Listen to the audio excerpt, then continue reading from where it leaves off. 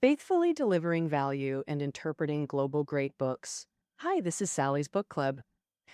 In the late 19th and early 20th centuries, the Boxer Rebellion erupted in northern China. This paramilitary movement used spirit possession to claim invulnerability to weapons under the slogan, "Support Qing, Destroy Foreigners," quickly sweeping across North China. The Boxers destroyed railway and telegraph facilities and attacked foreigners, becoming a key reason for the Eight-Nation Alliance's invasion of China.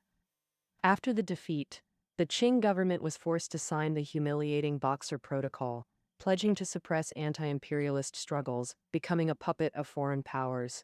Historically, the Boxer Rebellion has been understood this way, but the truth is far from simple. Different perspectives lead to vastly different understandings of the same historical event.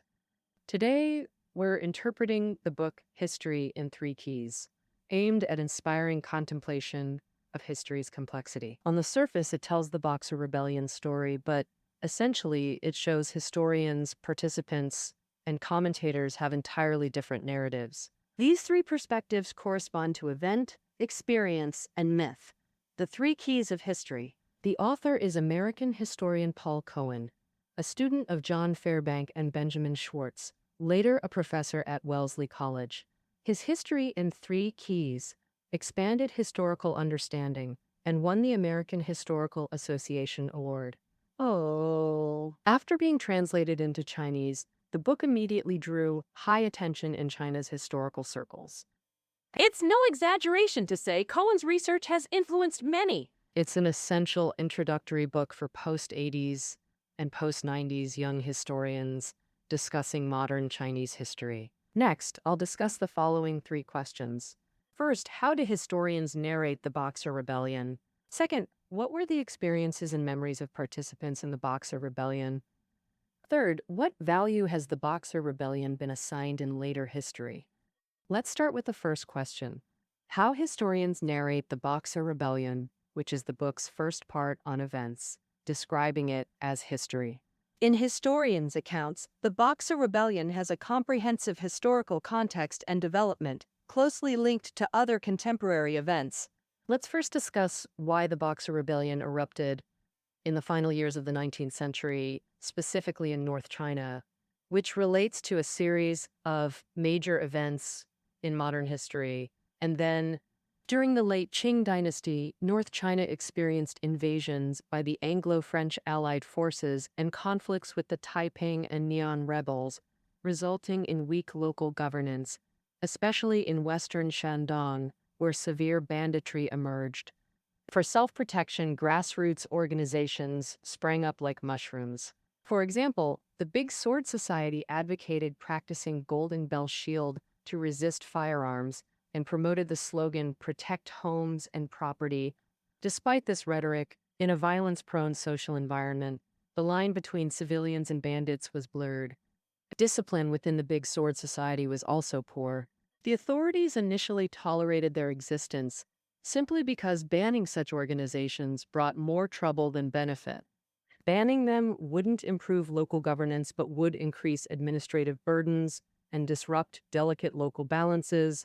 While authorities saw no need to intervene, the expansion of Western missionary forces shattered this equilibrium. So, the Big Sword Society's conflicts with local Christians in North China risked foreign intervention, prompting authorities to ban it in 1896 to avoid diplomatic risks. Nevertheless, the Big Sword Society's claim of invulnerability became a core element of later Boxer mystical practices. On November 1st, 1997, 2 German missionaries were killed in Jiu County, southwestern Shandong. Many at the time, both Chinese and foreigners, believed this was the work of the underground Big Sword Society. Germany used this as pretext to seize Yaozhou Bay, forced Qing authorities to dismiss Shandong officials, and made China fund church construction at the site to facilitate German missionary work. And this became the historically famous Jiu missionary case. This sharply escalated tensions between local people and missionaries in Shandong. By 1898, an organization called the Boxers, Yihai Quan, emerged in Guan County, northwestern Shandong. Months later, they adopted the slogan, "Support Qing, Destroy Foreigners," marking the beginning of the Boxer Rebellion. The Boxer Rebellion then rapidly spread across North China. This was mainly due to three factors: the spread of spirit possession rituals, the severe North China drought after 1898, and the Qing government's indecisive stance toward the Boxers. Uh, Um, First, let's examine the spread of the Boxer spirit possession rituals. The Boxers inherited the Big Sword Society's claim of invulnerability. Combining their own spirit possession, they developed an inspiring set of divine techniques. Spirit possession wasn't invented by the Boxers. It originated from Chinese folk witchcraft and the White Lotus sect. According to the Boxers, gods could grant people immense power. Through spirit possession rituals, people could directly communicate with gods, even becoming their incarnations. While for the rural lower classes with low education and long-standing superstitions, joining the Boxers meant directly gaining this supernatural power, which was incredibly appealing. Now, the second reason for the Boxers' rapid spread, the North China drought. In the late 19th and early 20th centuries, North China faced frequent droughts. In summer and autumn 1999, rainfall was extremely low, with disasters peaking in Jili, Shanxi, Shandong, and other provinces, shocking the imperial court. Crop yields plummeted in drought areas, and over 1 million farmers became refugees. According to official records, these refugees formed groups of tens to hundreds, surviving through looting, becoming a major source of social instability. Beyond the first two factors, the Qing government's indecisive attitude toward the Boxers was the third key factor in their rapid growth. Now, the Boxers' slogan, "Support Qing, Destroy Foreigners," targeted foreign religions, which the Qing government liked. But the resulting diplomatic disputes and military threats couldn't be ignored. Top officials debated fiercely over whether to crush the Boxers and couldn't make a decision. And as the Qing government's top decision-maker, Empress Dowager Cixi's attitude was highly ambiguous. After the 100 Days reform, Cixi planned to depose Emperor Guangxu, but failed due to foreign opposition, fueling her resentment toward foreigners. The Boxers' slogan, "Support Qing, Destroy Foreigners," matched her mindset perfectly. She hoped to use their power to vent her personal grudges. However, she lacked confidence in whether the Boxers could succeed. In her orders about the Boxers, her words were often vague, sometimes calling them righteous people, other times rebels. Cixi's contradictory psychology was quickly picked up by local officials in North China. For self-preservation, they made a show of suppressing the Boxers, but actually let them grow unchecked. Under these three reasons, the Boxers rapidly expanded from southwestern Shandong to modern-day Shandong and Hebei, reaching their peak in under 2 years. As the saying goes, what reaches its peak must decline. As foreign powers launched military action against China, the Boxer Rebellion's momentum quickly reversed and came to an end. With the Boxers' spread, numerous foreign missionaries and Chinese Christians were killed, escalating xenophobic sentiment and ultimately triggering two incidents. One was Japanese diplomat Sugiyama being disemboweled at Beijing's Yongding Gate. The other was German minister Clemens von Ketteler, killed in the street, giving foreign powers reason to form the Eight-Nation Alliance and invade China. Oh, the Boxers' divine techniques repeatedly failed against firearms. The Eight-Nation Alliance fought from Taku forts to Beijing, with defeated Boxers fleeing northwest everywhere. The Qing government was forced to sign the Boxer Protocol, promising severe suppression of anti-imperialist movements, ending the Boxer Rebellion. This is the entire process of the Boxer event as described by historians. This historical understanding is what Cohen refers to. The Boxer Rebellion as an event has two characteristics.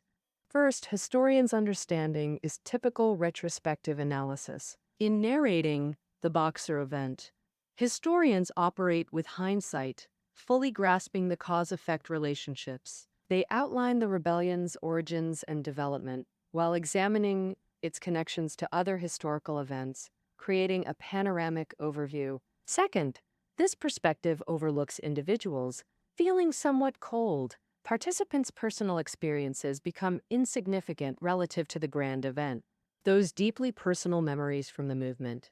Even when event-focused historians mention people as historical subjects, in event-centered boxer narratives, there's often an objective bias toward events over people.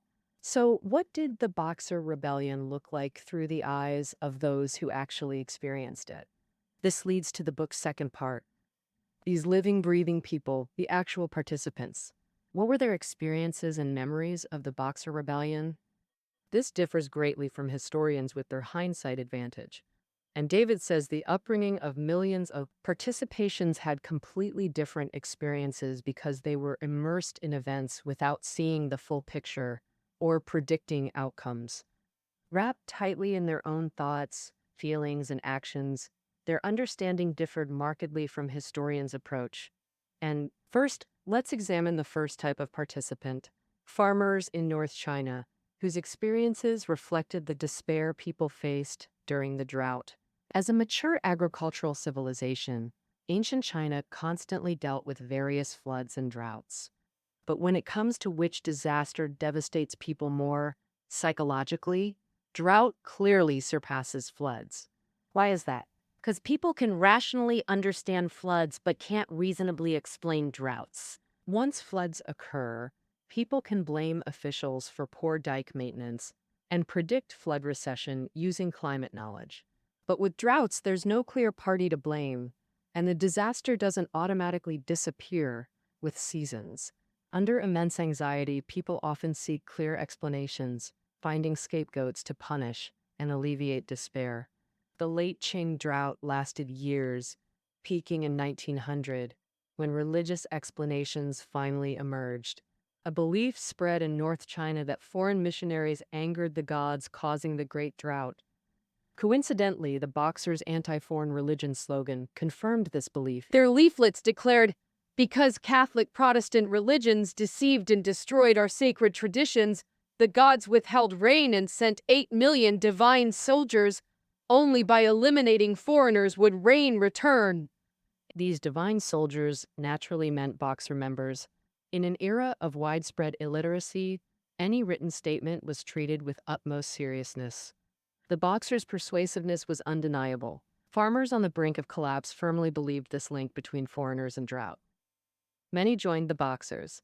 Though drought persisted, simply believing they were praying for rain greatly eased their anxiety. Ah, and oh.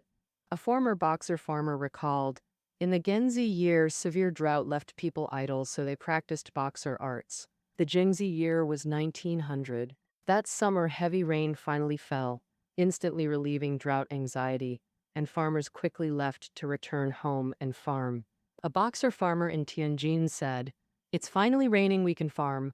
Why stay suffering with the Boxers?" Within a day, most members dispersed. So for most North China farmers, the Boxers were a straw grasped in desperation. After the drought anxiety eased, they returned to normal life, and the Boxers' claims lost all appeal. But some farmers were more deeply involved. What were their explanations for the movement?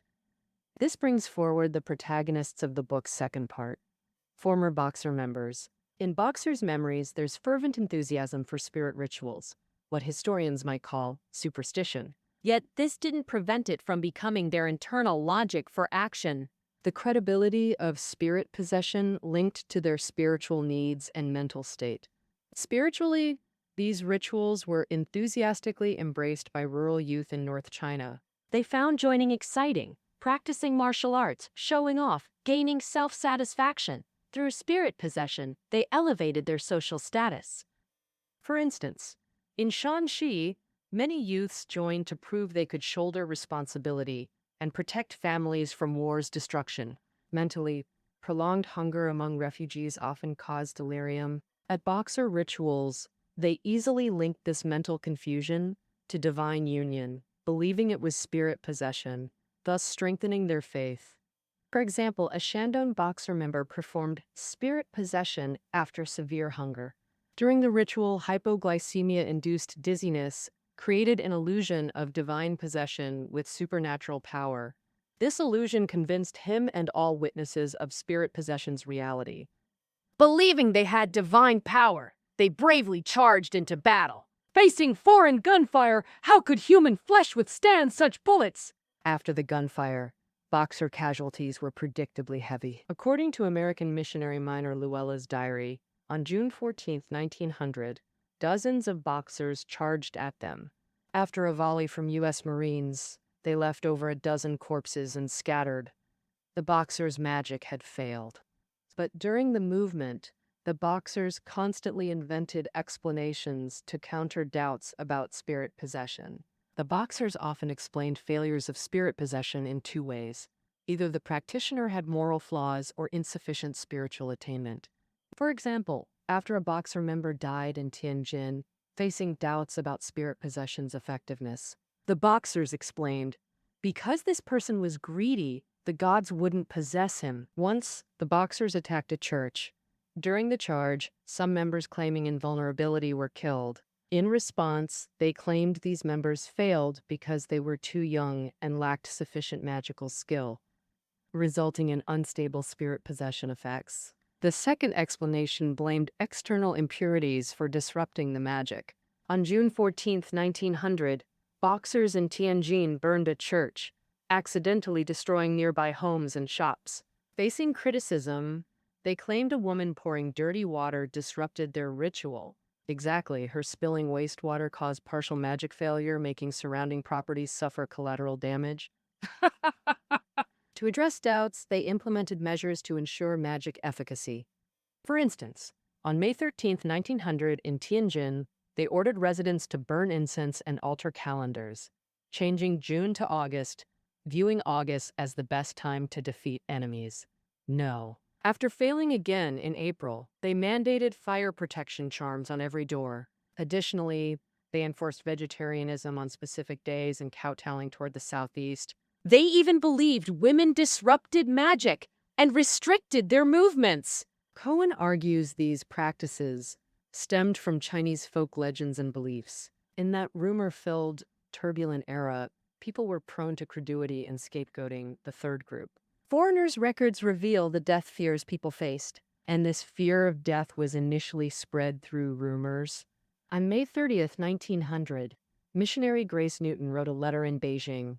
It said Tongzhou City and nearby villages were filled with absurd rumors. They accused foreigners of poisoning wells, claiming they caused the drought, and said using foreign oil, kerosene, would make your eyeballs fall out within 2 days. Inhaling fumes from lit foreign matches would bring terrible disasters. These rumors could turn them into victims of violence at any moment! By June, the Boxers entered Beijing and besieged missionaries and diplomats in the legation quarter. During the hot summer, desperate survival instincts spawned numerous rumors within the legation. In early June 1900, rumors repeatedly circulated that all foreigners would be exterminated. Nobody could pinpoint the exact date, but it had been confirmed at least 50 times.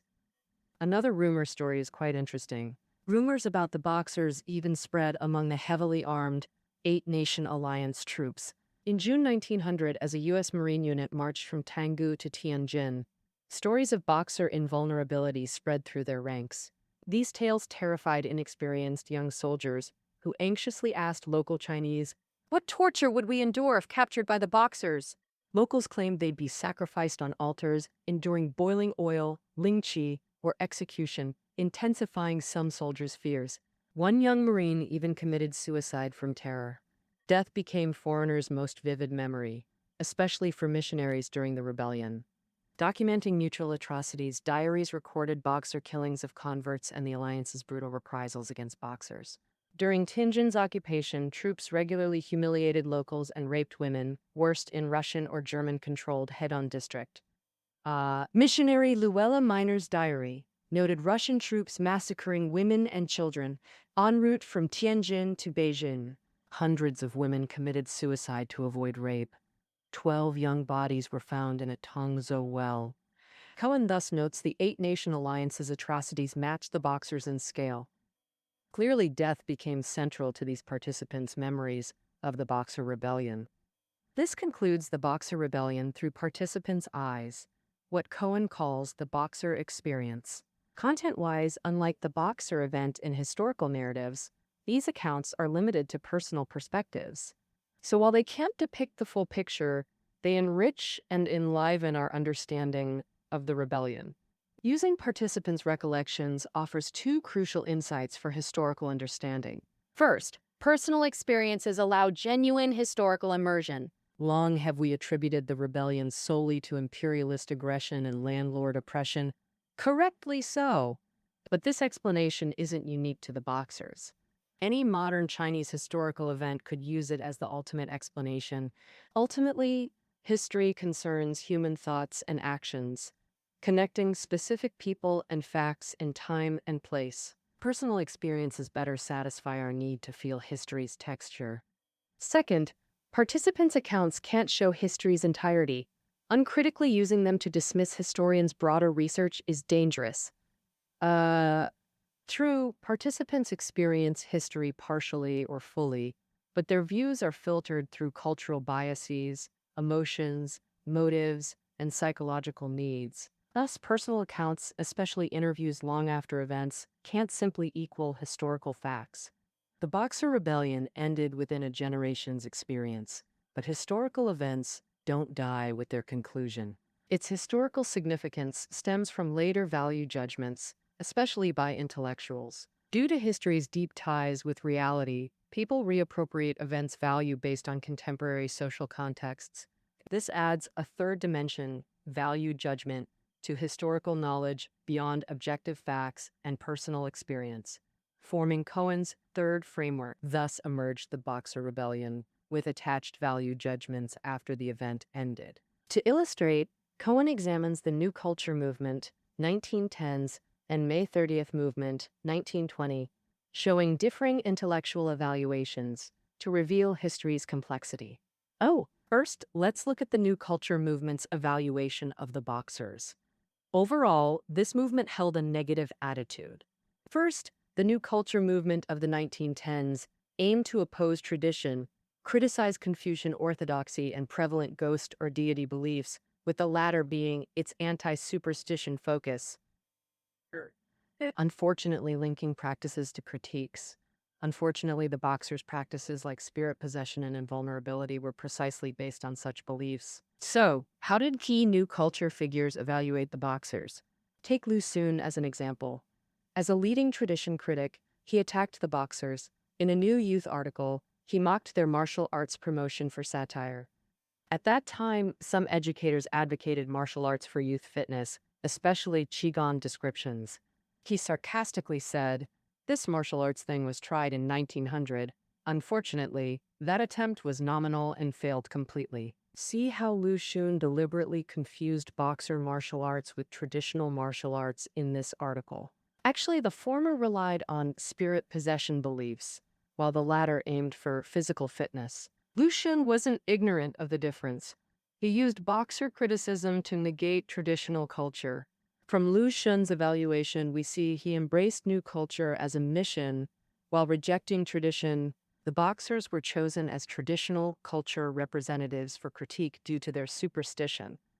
But can the Boxer Rebellion truly represent traditional culture? In that urgent, radical atmosphere, they had no time to carefully discern. Time flew, the New Culture movement hadn't ended, and history quickly entered the 1920s. Due to the movement's slow pace and ongoing turmoil, many Chinese grew impatient, seeking political solutions first. In 1919, China's diplomatic failure at the Paris Peace Conference shocked those trusting foreign powers, and the new Soviet Union became a model for many. Lenin's theory on imperialism spread to China, and anti-imperialist rhetoric began circulating in domestic newspapers. In 1925, Japanese factories and British police in Shanghai shot demonstrating workers, sparking the famous May 30th movement, a peak of 1920s anti-imperialist movements. 1920. This moment revealed the historical value of the Boxer Rebellion, its anti-imperialist and patriotic significance. Take Chen Dushu. In a 1924 article, he praised the Boxer Rebellion as equally important to modern Chinese history as the 1911 revolution. And he argued the Boxers' roots lay in foreign oppression and exploitation, and imperialist brutality far exceeded the Boxers' actions. Alongside Peng Shuzi and Kai Hasen, Chen transformed scattered praise into a resounding chorus for the Boxers. After the May 30th movement, foreign accusations emerged that the Boxer Rebellion would resurge, and in response, Kui Tubai rejected labeling the Boxers as barbaric xenophobia, arguing imperialist aggression was the root cause. He viewed the Boxers as an anti-imperialist national liberation movement whose resistance spirit deserved admiration. Li Dazhao also praised the Boxer Rebellion as a thorough history of Chinese people resisting imperialism. From then on, serious reflection on the Boxers' value became fixed at this interpretation. This is Cohen's History in Three Keys: event, historian's knowledge, experience, and myth, value judgments assigned by interpreters. For historians, the primary goal is utilizing primary sources to accurately reconstruct the past. For participants, their intimate experiences provide rich material for historical research. For value interpreters, while understanding the past is their starting point, their purpose is seeking history's significant meaning for the present.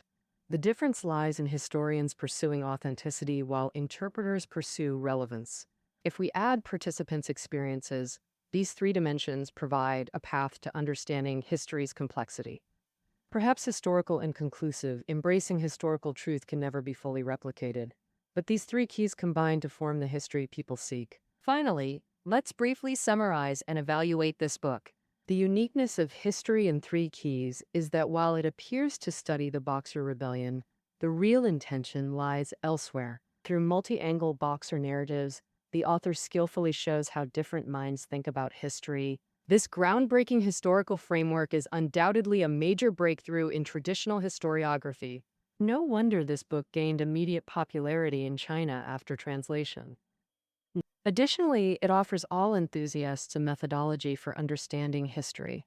History is woven from many facets, at least event, experience, and myth, and multiple perspectives help us better comprehend it. All right, that concludes our interpretation of History in Three Keys. Keynotes are below the audio. See you next time.